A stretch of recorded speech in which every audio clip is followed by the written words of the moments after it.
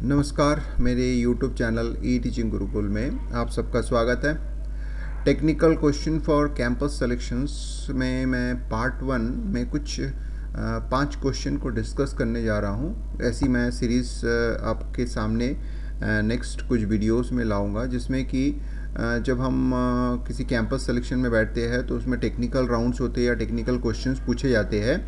तो जनरली ये technical question written में होते हैं या ऑब्जेक्टिव टाइप्स में होते हैं। तो वो सॉल्व करने के लिए कुछ डिफरेंट काइंड ऑफ जो क्वेश्चंस आते हैं सी से रिलेटेड, वो मैं आपको बताने जा रहा हूँ सी लैंग्वेज में। तो जैसे हमारा पहला क्वेश्चन है, पहला क्वेश्चन जैसे मैं आपको 1 बाय 1 ये बताऊँगा कि क्वेश्चन का आंसर क्या होगा, उसका एक्सप्लेनेशन भी दिया रहेगा। तो जैसे सपोज हमारे पास ये दिया हुआ है कांस्टेंट। इंपॉर्टेंट है यहाँ, अगर इस क्वेश्चन को जब हम एट ए फर्स्ट ग्लांस देखते हैं तो you can see that it's a constant, हमने कीवर्ड यूज़ किया। तो इसका मतलब है कि this pointer is going to be declared with this constant values. So अगर हम इसको ऐसा समझना चाहते हैं कि सपोज कर लो हमारा एक p है, यानी हमारा एक मान के चलते हैं कि 5 एक कांस्टेंट डिक्लेयर हुआ विदाउट नेम। कांस्टेंट जो होता है कोई नेम नहीं होता है तो ये उसने डिक्लेयर किया। सपोज कर लो मैंने एक p डिक्लेयर किया, this is a pointer variable, और इसको सपोज कर लो एड्रेस जो होता है 400 कहीं है। तो इसका मतलब होता है कि ये 100 यानी जो हमारा कांस्टेंट है उसके लिए, तो यानी ये कांस्टेंट हो गया, ये कांस्टेंट टाइप का डिक्लेयर हुआ। तो इसका मतलब ये हुआ if you are going to change indirectly by using this p, तो कैसे होगा, एस्ट्रिक ऑफ p। तो asterisk of p is nothing but the value of 100 location का वैल्यू, यानी 5 होगा। अगर मैं इसको चेंज करने की कोशिश करता हूँ, इसका मतलब होता है कि एस्ट्रिक ऑफ p जो है इसको मैं अगर ऐड करना चाहता हूँ या इंक्रीमेंट डिक्रीमेंट करना चाहता हूँ, देख सकते हैं कि यहाँ पे वही चीज़ बताया गया है कि एस्ट्रिक ऑफ p।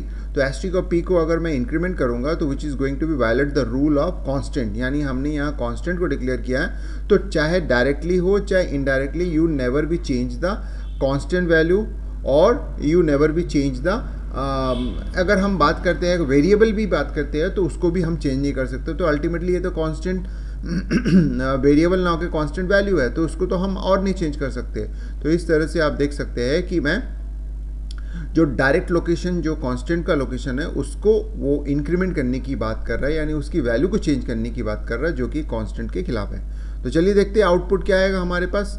आउटपुट में हमारा कंपाइलेशन एरर आएगा। यू कैन सी दैट, जैसे मैंने आपको समझाया कि वायलेट कर रहा rule because can not modify the constant value. तो आपको समझ में आएगा। एक्सप्लेनेशन आपका यहाँ पे दिया हुआ है, देखिए एक्सप्लेनेशन में साफ साफ बताया गया है कि p is a pointer to an constant integer. Simple सी बात है, अगर ये वेरिएबल भी होता है, कांस्टेंट वेरिएबल भी होता हो तो भी हम उसकी वैल्यूज़ को चेंज नहीं कर सकते। ये भी हमारे पास है। एक नया चीज़ मैं आपको बता दे रहा हूँ कि कांस्टेंट इंटीजर तो यहाँ हो रही है, लेकिन कांस्टेंट वेरिएबल भी होता तो भी आप उसको चेंज नहीं कर सकते।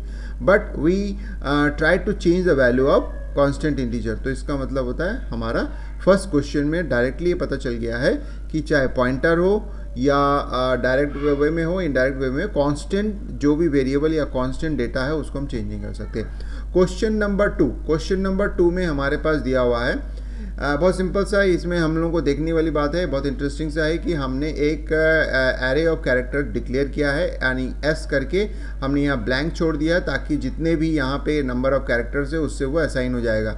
तो इसका मतलब होता है कि अगर हम बात करते हैं एस का, तो s is going to be create by default. जब ये कंपाइल होगा तो ये 3 वैल्यू से क्रिएट हो जाएगा। तो s का साइज़ जो हो गया 3। अब हमने एक इंटीजर लिया i, तो i इज इक्वल टू 0 से स्टार्ट करूँगा और si का मतलब होता है जब तक कि मुझे ये वैल्यू मिलते रहेगा तब तक मैं चलाऊँगा, उसके बाद जो होता है ऑटोमेटिकली ये स्टॉप हो जाएगा। तो इसका मतलब होता है कि SI, इसका मतलब हुआ है कि हमारे पास सबसे पहला SI आएगा, यानी पहला वैल्यू भी इसमें M आएगा। अगर मैं SI की बात करता हूँ तो M एक आस्की कैरेक्टर होता है, आस्की वैल्यू रिटर्न करेगा जो कि नॉन ज़ीरो होगा, तो ऑटोमेटिकली आ जाएगा। उसके बाद जो होता है A आपका जो होता है दूसरा आ जाएगा, तीसरा जो होता है N आ जाएगा, और उसके बाद एक नल वैल्यू आएगा नेक्स्ट में जो होता है नल वैल्यू, यानी /0। तो यानी /0 जैसे ही आएगा तो ये स्टॉप हो जाएगा, ये फॉल्स हो जाएगा। तो यानी MAN यानी उसका जो आस्की वैल्यू है नॉन ज़ीरो वैल्यू के लिए ये काम करेगा, यानी ट्रू लेके काम करेगा। तो इसका मतलब ये हुआ कि ये 3 बार चलेगा। जब ये 3 बार चलेगा तो तीनों बार वो 4 कैरेक्टर को प्रिंट करेगा। अब यहाँ इंटरेस्टिंग सी बात है कि हम कैरेक्टर को कैसे प्रिंट कर रहे हैं। तो फर्स्ट टाइम जो यहाँ पे S ये एलिमेंट है डायरेक्ट, तो इसका मतलब होता है कि फर्स्ट टाइम ये M यहाँ पे इंडिकेट करेगा।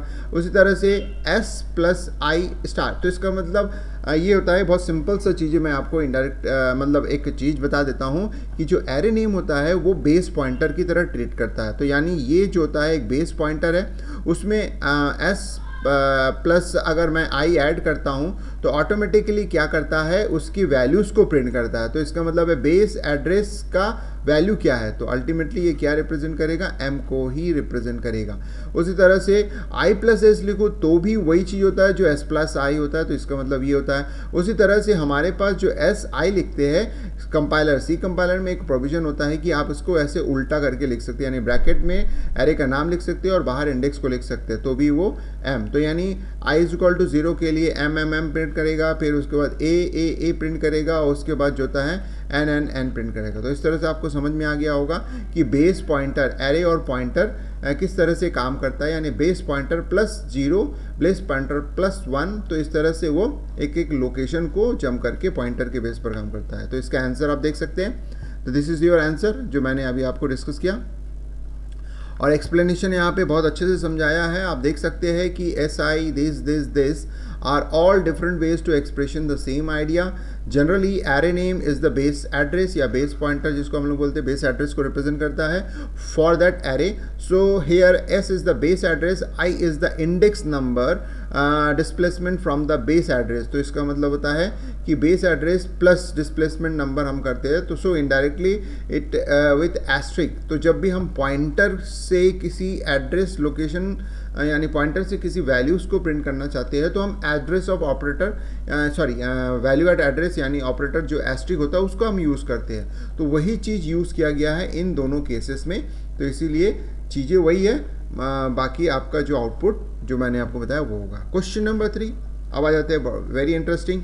इसमें एट ए स्ट्रेच अगर हम देखेंगे ME इज इक्वल टू 1.1 है और U इज इक्वल टू 1.1 है। अगर हम यहाँ कंपेयर करते हैं तो एट ए स्ट्रेच आपको समझ में आ जाएगा कि ये ट्रू वैल्यू रिटर्न करेगा, आपको लगेगा कि 1.1 is going to be match with 1.1, तो इसीलिए ये आई लव यू प्रिंट करेगा। But the answer is right here.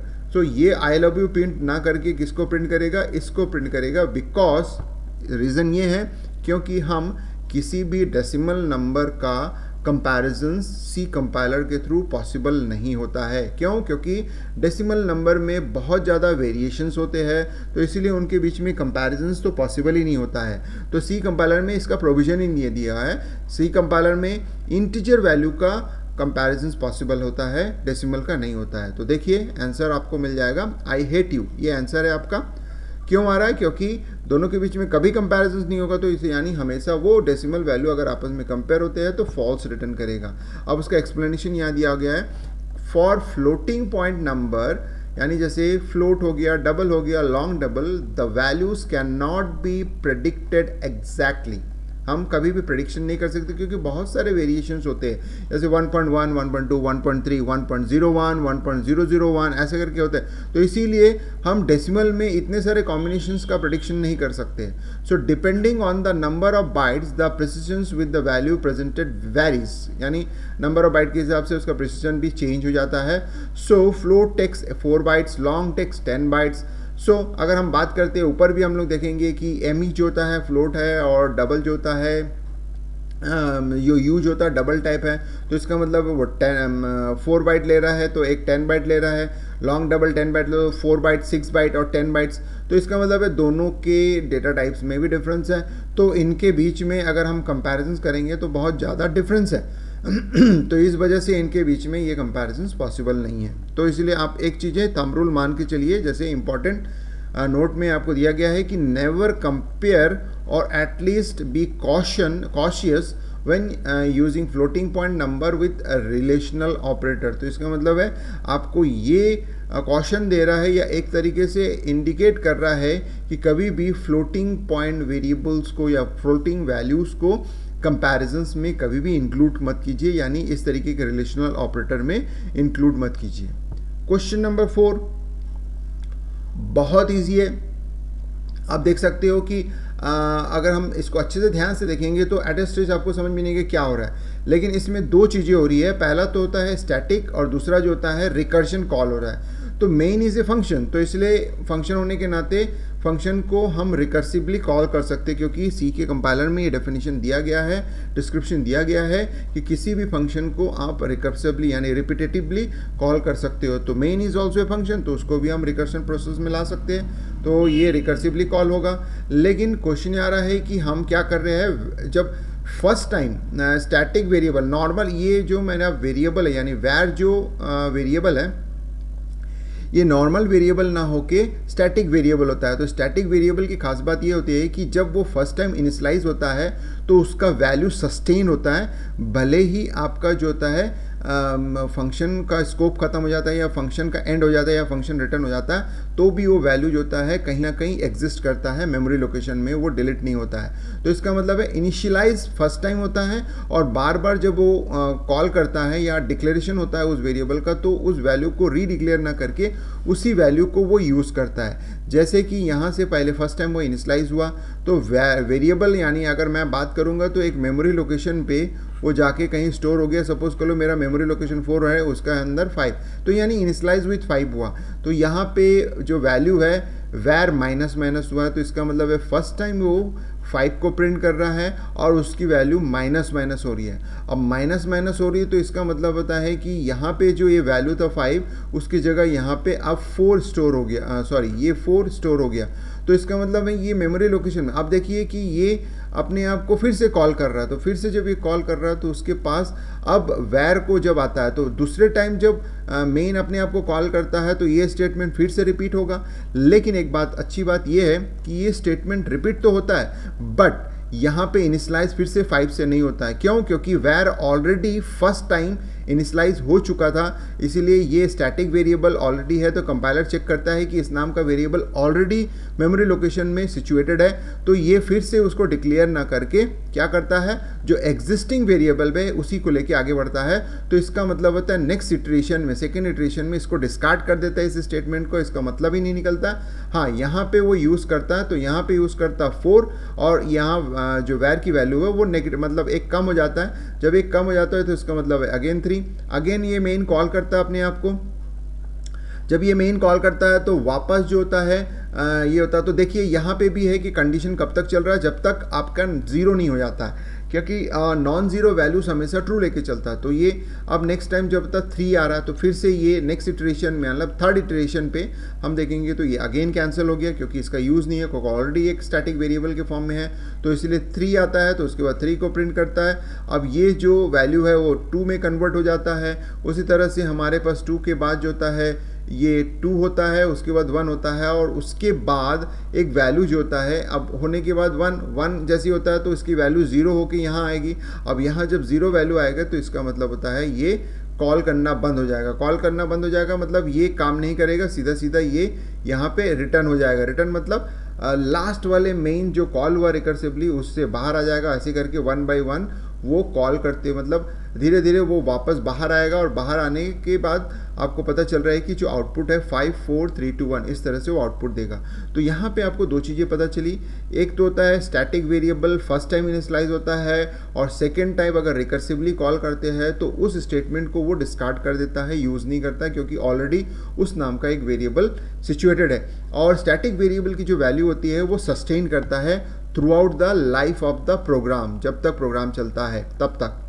तो आंसर क्या हो रहा है आपका 5 4 3 2 1 जो मैंने आपको बताया था। एक्सप्लेनेशन इंपॉर्टेंट है, आप देख सकते हैं कि व्हेन यहाँ पे आप ध्यान देंगे कि when static storage class is given it is initialize once. देखिए ये खास बात ये होता है कि अगर आप बार बार इनिशियलाइज करने जाओगे तो इनिशियलाइज नहीं होगा, खाली एक बार इनिशियलाइज होगा। जैसे मैंने आपको बताया कि फर्स्ट टाइम वो इनिशियलाइज हुआ, नेक्स्ट रिकर्सिव कॉल में वो स्टेटमेंट इनिशियलाइज नहीं होता है। So the change in the value a static variable is retained even between the function calls. अगर आप कितने भी बार फंक्शन कॉल करो लेकिन जो वैल्यू एक स्टैटिक फॉर्म में डिक्लेयर हो चुका है वो सस्टेन करता है।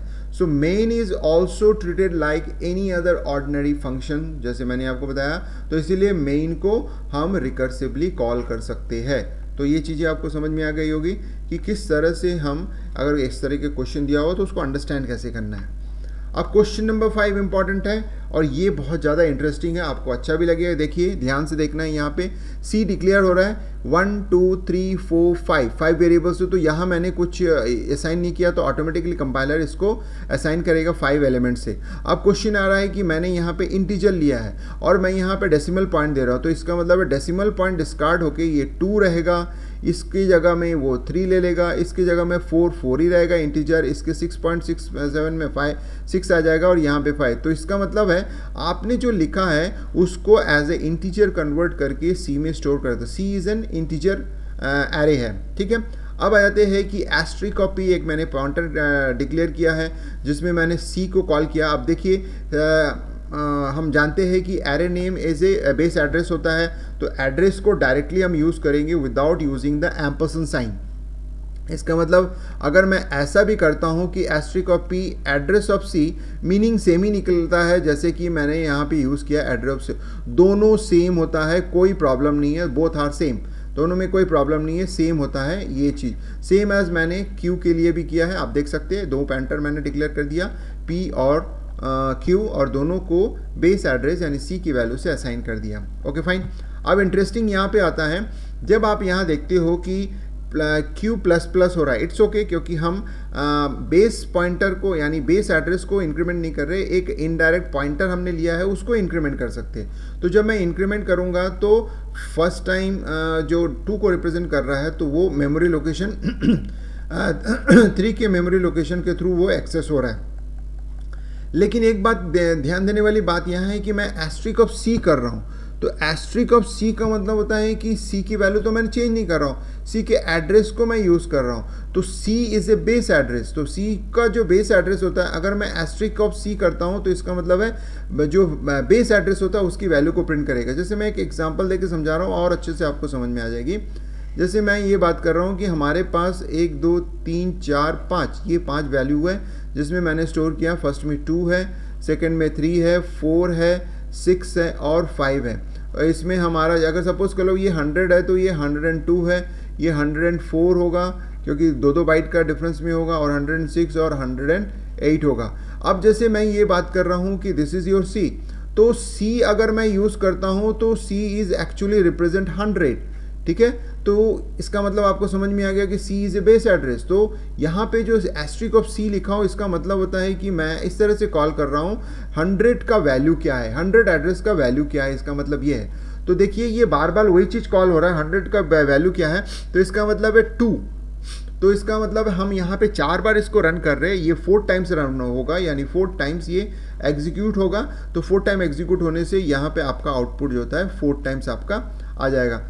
4 टाइम्स नहीं 5 टाइम्स है, क्योंकि 5 एलिमेंट्स है, 5 टाइम्स सॉरी यहाँ 5 टाइम्स एग्जीक्यूट, तो यानी 2 2 2 2 इसमें आंसर आएगा। लेकिन भले ही यहाँ का क्यू का पॉइंटर बना रहा है, तो यानी ये आपको धोखा देने के लिए ये स्टेटमेंट लिया गया है, इसका कोई यूज़ नहीं है, आप देख सकते हैं। तो इस तरह के क्वेश्चंस जो होता है स्टूडेंट्स बहुत आते हैं जिसमें आपको धोखा हो जाएगा, क्योंकि यहाँ पे जो डिक्लेयर कर रहा है उसी पे आपका कॉन्सेंट्रेशन बन जाएगा, जिससे आप ये सोचोगे कि क्यू की वैल्यू को यहाँ कुछ कर रहा है, लेकिन यहाँ पे देखिए एक ट्विस्ट कर दिया उसने, क्यू की वैल्यू को इस्तेमाल ना करके डायरेक्टली सी की वैल्यू को इस्तेमाल किया, और यहाँ धोखा देने के लिए क्यू को प्लस कर रहा है, यानी आपको आपके दिमाग के साथ खेल रहा है, आपके दिमाग को भटकाने की कोशिश कर रहा है। तो ऐसे में आप गलती कर बैठते हो, आप क्या लिख दोगे 2 3 4 5 6 ऐसा करके आप जो होता है आंसर दे दोगे, जबकि आंसर क्या होगा 2 2 2 2, क्योंकि सी की वैल्यू होता है। अब सेकंड वाले में सही है क्योंकि इसमें कोई धोखा ही नहीं है, क्योंकि पी की वैल्यू को मैं प्रिंट कर रहा हूँ। तो पी का एस्ट्रिक का मतलब होता है कि पी जो अभी रिप्रेजेंट कर रहा है उसकी वैल्यू को, तो इनिशियली जो पी की जो वैल्यू है वो अभी वो 100 को रिप्रेजेंट कर रहा है, तो इसका मतलब होता है कि 100 का मैं अगर वैल्यू को प्रिंट करना चाहता हूँ तो दैट इज़ 2। तो फर्स्ट टाइम ये 2 को प्रिंट करेगा, सेकेंड टाइम जो होता है वो पी प्लस प्लस कर रहे हैं, तो पी प्लस प्लस करने से सेकेंड टाइम उसकी वैल्यू जो हो जाएगी 102 हो जाएगी। तो इसका मतलब 102 का लोकेशन क्या होगा, 102 का जो लोकेशन का जो वैल्यू है वो 3 है, सेम एज 4 होगा, फिर 6 होगा, फिर उसके बाद जो होता है 5 होगा। तो आपको समझ में आ गया कि हर बार जो हम इंक्रीमेंट कर रहे हैं, ये जो पी का इंक्रीमेंट हो रहा है, पी का इंक्रीमेंट होने से ऑटोमेटिकली ये 2 का इंक्रीमेंट करता है। क्यों? क्योंकि p जो होता है वो इंटीजर को पॉइंट कर रहा है, यानी इंटीजर वैल्यूज या इंटीजर वेरिएबल जिसको हम लोग बोल रहे हैं एरे, जो c एरे है उसको इंडिकेट कर रहा है, यानी अल्टीमेटली वो इंटीजर वेरिएबल को पॉइंट कर रहा है। तो इसीलिए वो जब भी इंक्रीमेंट करेगा अपने आप को 2 का ही इंक्रीमेंट करेगा। अगर वो फ्लोट को पॉइंट करता तो हर इंक्रीमेंट में 4 की इंक्रीमेंट होती है। तो ये अंडरस्टूड आपको समझ में आ रहा होगा कि किस तरह से। तो इस वजह से हमारा जो वैल्यू है ये आ गया। तो चलिए देखते हैं जो मैंने आपको बताया उसका आंसर क्या है। तो देख सकते हैं आप 5 टाइम्स जो होता है वो इस तरह से वो प्रिंट किया है। आप देख सकते हैं 5 टाइम्स कितने हैं, 1 2 3 4 5 टाइम्स उसने प्रिंट किया है, ये यहाँ तक उसने प्रिंट किया है। उसके बाद ये जो प्रिंट है वो ये, तो आप देख सकते हो ये C के द्वारा प्रिंट हुआ है और ये जो प्रिंट हुआ है वो P से एस्ट्रिक और P के थ्रू प्रिंट हुआ है। तो आपको देख सकते हैं आंसर ये आ गया। एक्सप्लेनेशन आप देख सकते हैं, एक्सप्लेनेशन में क्या दिया हुआ है। Initially, pointer C is assigned to A both P and Q in the first loop since only Q is incremented and not C। देखिए धोखा देने के लिए बताया गया not C, C is not increment, क्योंकि हो C को आप इंक्रीमेंट कर भी नहीं सकते क्योंकि C is a base pointer, array का बेस पॉइंटर होता है और एरे के बेस पॉइंटर को आप कभी भी चेंज नहीं कर सकते क्योंकि वो कांस्टेंट की तरह ट्रीट करता है। So the value 2 will be printed 5 times, क्योंकि मैं C को प्रिंट कर रहा हूँ, धोखा देने के लिए Q को इंक्रीमेंट कर रहा है। ये चीज़ें आप माइनरली चेंज करना, मतलब ऑब्जर्व करके आप काम कीजिएगा, क्योंकि ऐसे मैक्सिमम क्वेश्चन ऐसे ही आते हैं। कुछ कुछ क्वेश्चन आपको धोखा देने के लिए किया जाता है ताकि आपका माइंड डाइवर्ट हो जाए, और जिसका माइंड डाइवर्ट नहीं होता वो सही आंसर दे देता है। सेकेंड में P को यूज़ हो रहा है, P का इंक्रीमेंट हो रहा है, उसी की वैल्यू को हम प्रिंट कर रहे हैं। तो चलिए दोस्तों, अगर ये वीडियो आपको इंटरेस्ट लगा, बहुत अच्छा लगा, कुछ नई जानकारियाँ मिली कैंपस रिलेटेड सिलेक्शन से लिखिए स्टूडेंट्स, अगर तो आप इस वीडियो को ज़्यादा से ज़्यादा लाइक कीजिएगा, शेयर कीजिएगा और कमेंट्स करना नहीं भूलिएगा। अगर कोई भी पॉइंट्स आपको ऐसा लगता है कि समझ में नहीं आया तो you have to be write in the comment box, जिससे कि मैं उसका आंसर दे सकूं। तो वंस अगेन स्टूडेंट्स, इस वीडियो को लास्ट तक देखने के लिए और कोई नया चीज़ अगर आपको सीखने के मिला तो दिल से आप सबको धन्यवाद।